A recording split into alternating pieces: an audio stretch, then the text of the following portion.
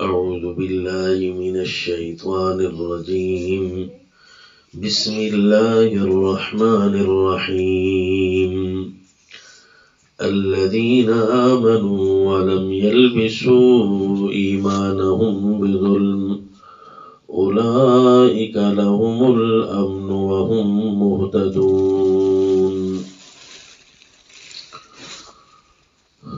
سورة الانعام آیت نمبر 82.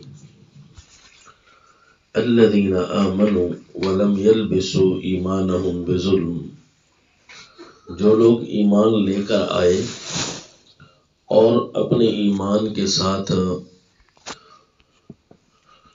ظلم کو نہیں ملایا، اولئک لهم الامن، یہی وہ لوگ ہیں جن کے لیے ہوگا امن. جس چیز کو امن کہتے ہیں وہ ان کے لیے ہوگا. وہم مہتدون، اور وہی ہیں سیدھی راہ پر.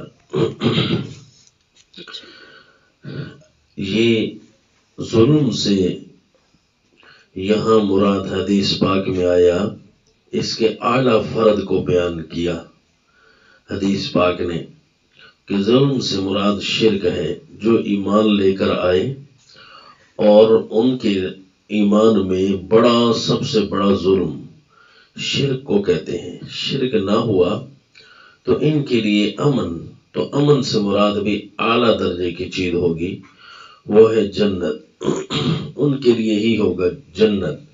وہم مہتدون.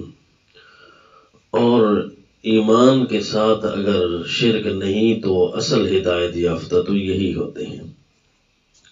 باقی جو لوگ ہیں ما یؤمن اکثرهم باللہ الا وهم مشرکون، کہ اکثر لوگ اللہ کے اوپر ایمان تو لاتے ہیں، اللہ کو مانتے تو ہیں، پر اللہ کے ساتھ شرک کرتے ہیں. تو یہ مشرکون ہیں، مہتدون نہیں. جن کے ایمان کے ساتھ شرک نہیں، یہی لوگ مہتدون ہیں. یہ قرآن پاک ہدایت یافتہ صرف ان کو کہتا ہے. البتہ کتاب اللہ کے جو الفاظ ہیں وہ اتنے بلیغ ہوتے ہیں کہ ان کے اندر بہت سارے معانی پڑے ہوتے ہیں. اگر کوئی ان کو کھولتا ہے تو وہ معانی سمجھ آ جاتے ہیں. یہاں حدیث پاک نے تو اس کا اعلیٰ فرد بیان کر دیا. اب اس اعلیٰ فرد کے نیچے ظلم کے بہت سارے درجات ہیں. مثلا شرک کے بعد ہے بدعت. بدعت بندے میں نہ ہو، ایمان لے کر آئے اور اپنے ایمان میں بدعت کو شامل نہ کرے تو اولئک لهم الامن، تو اس کے لیے ہوگا امن. تو امن سے بھی اس سے نچلا درجہ، جنت سے نچلا درجہ. یعنی جنت تو جائے گا پر سزا کی بھی کوئی نہ کوئی صورت اس نے بنا ڈالی ہے بدعت کر کے. اسی طرح ظلم سے اس سے نچلا درجہ لے لیں، مثلا نماز کو چھوڑنا یا نماز کو سستی سے پڑھنا، تو اولئک لهم الامن. امن کو اس سے بھی نچلا درجہ مراد لیں، وہ آتا جائے گا، کیونکہ کتاب اللہ کے معنی اتنے بلیغ ہیں کہ وہ سارے کے ساروں کو شامل ہیں. اولئک لهم الامن، ان کے لیے ہوگا امن. یعنی جنت تو ملے گی، امن تو ملے گا، دنیا میں بھی ہو یا آخرت میں بھی ان کو کوئی امن ملنا ہو تو پھر انہوں نے بہت ساری راہیں بنا دی ہیں سزا کے لیے. حتیٰ کہ ظلم کا ادنا سے ادنا فرد اگر مراد لے لیا جائے، کہ جس طرح حدیث نے تو اعلیٰ سے اعلیٰ فرد بیان کیا، اب دوسرے افراد کا انکار تو نہیں کیا. مثلا اگر ظلم سے مراد صرف اور صرف چھوٹا سا ظلم ہو جائے، کسی کے ساتھ بد اخلاقی ہو جائے یا کسی کے ساتھ تھوڑا اونچا بول لے یا کسی کو اس کی وجہ سے کانٹا سا چبھ جائے یا اس کی طبیعت پر بوجھ آ جائے، تو یہ بھی تو ایک چھوٹا ظلم ہے. تو اس کے لیے امن سے مراد بھی چھوٹا سا امن ہوگا. یعنی امن اگر اس کو نہیں پہنچے گا تو صرف اتنا سا کہ تھوڑی سی تکلیف اس کو دنیا میں آ جائے گی، اس کے لیے آزمائش بن جائے گی اور اس کا عوض اسے نہیں ملے گا. اگر کسی قسم کے بھی کوئی کمی نہ ہو تو پھر اس کو ہر قسم کا امن ضرور ملے گا. اولئک لہم الامن، ہر چیز سے امن ملے گا، حتیٰ کہ بخار تک بھی نہیں ہوگا.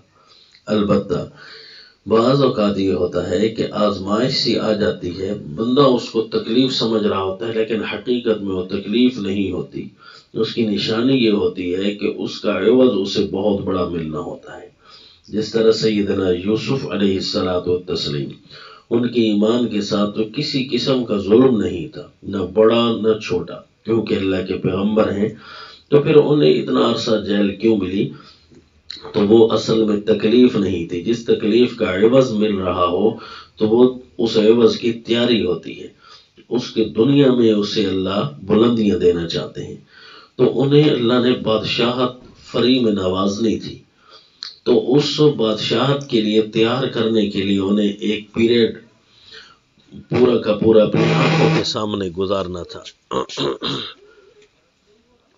اس پیریڈ کو سیدنا یوسف علیہ الصلاۃ والتسلیم نے اپنی آنکھوں کے سامنے گزارا. ان قیدیوں کی زندگی میں رہے. اور وہ جیل ایک ایسی چیز ہوتی ہے کہ باہر کی دنیا اور اندر کی دنیا جو بادشاہوں کی زندگیاں ہوتی ہیں، ان کے کوئی نہ کوئی افعال و کردار سامنے آتے جا رہے ہوتے ہیں. تو اس لیے اللہ کے پیغمبر کی وہاں تیاری ہوتی رہی. جس طرح سیدنا موسیٰ علیہ الصلاۃ والتسلیم کو اللہ تعالیٰ نے بکریاں چروائیں 8 سال یا 10 سال، قرآن پاک کی رپورٹ کے مطابق 8 سال بھی ہیں. اور سیدنا شعیب علیہ السلام نے فرمایا تھا فَإِنْ أَتْمَمْتَ عَشْرًا فَمِنْ عِنْدِكَ، اگر 10 سال پورے کر دیں تو یہ آپ کی طرف سے ہوگا. تو یہ اللہ کے پیغمبر ایک پیریڈ کو گزارتے ہیں. اب یہ تکلیف کا نہیں ہوتا، یہ اگلا بڑا مرتبہ ملنے والا ہوتا ہے. تو اس لیے یہ بھی امن ہے، اور امن ایسا کہ اس میں دل پرسکون ہوتا ہے اور کوئی ان کے لیے جزا نہیں. تو جو ایمان لے کر آتے ہیں اور ان کے ایمان کے ساتھ ذرا بھی ظلم نہیں ہوتا. اس لیے قرآن پاک میں ہے مَن يَعْمَلْ سُوءًا يُجْزَ بِهِ، جو بندہ بھی کوئی بھی برا کرے گا جس کو شریعت نے برا کہہ دیا تو اسے بدلہ ملے گا. اب بدلہ اسے ملے گا تو ظاہر ہے اس کے لیے اس سے امن تو نہ آیا نا، یعنی تھوڑا سا بھی اس سے سو ہو گیا، ظلم ہو گیا، کوتاہی ہو گئی، کمی ہو گئی، تو اس کو بدلہ دیا جائے گا. اس کے لیے وہ امن نہیں رہے گا، اتنا فیصد عمل نہیں رہے گا جتنا فیصد وہ شریعت سے دور ہوا. البتہ صحابہ اکرام رضوان اللہ تعالی علیہم اجمعین اس آیت کے بعد حیران تھے اور پوچھنا چاہ رہے تھے لیکن ابھی اس آیت کا کیا مطلب ہے؟ یہ تو بڑی بات ہے کہ جو بھی کوئی برا کرے تو اسے بدلہ تو ملے گا. پھر معافی تو آپ صلی اللہ علیہ وسلم نے فرمایا بدلہ تو ملے گا، البتہ یہ ہے کہ جس کی معافی ہو جاتی ہے اس کا بدلہ ویسے ہی تھوڑا سا چوک جاتا ہے. مثلا ذرا سا کانٹا چوک گیا تو اللہ بڑی سی چیز کو اس کے لیے معاف کر دیں گے، کیونکہ متقی جو چھوٹا سا کام کرتا ہے تو اس کا اجر بہت بڑا ہوتا ہے، یعظم لہ اجرا. اسی طرح متقی کو تکلیف چھوٹی سی آتی ہے تو اس کی کسی بڑی سی غلطی کا ازالہ ہو جاتا ہے. بدلہ تو ملے گا لیکن ازالے کو اللہ بڑی آسانی سے گزروا دے گا.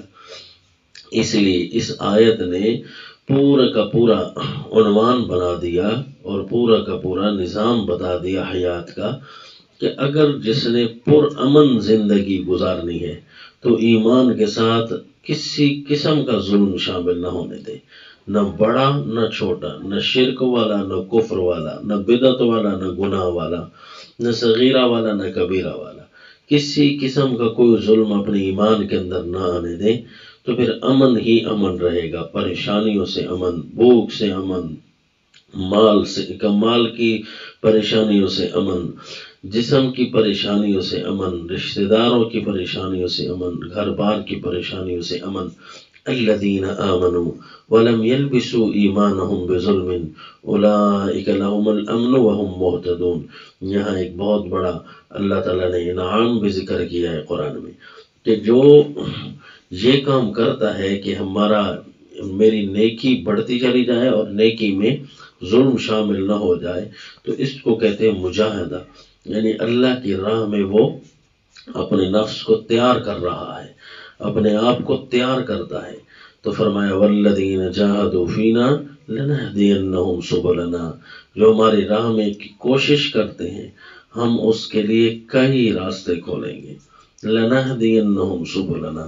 تو پھر اللہ تعالیٰ نے یہ انعام بھی ذکر کیا ہے کہ ہم اس کے لیے راہیں بھی کھولتے جائیں گے، امن بھی اسی کے لیے ہوگا، راہیں بھی ہم اسی کے لیے کھولتے چلے جائیں گے، اور ہدایت یافتہ بھی اصل یہی ہے، وَمَا عَلَيْنَا إِلَّا الْبَلَاغُ۔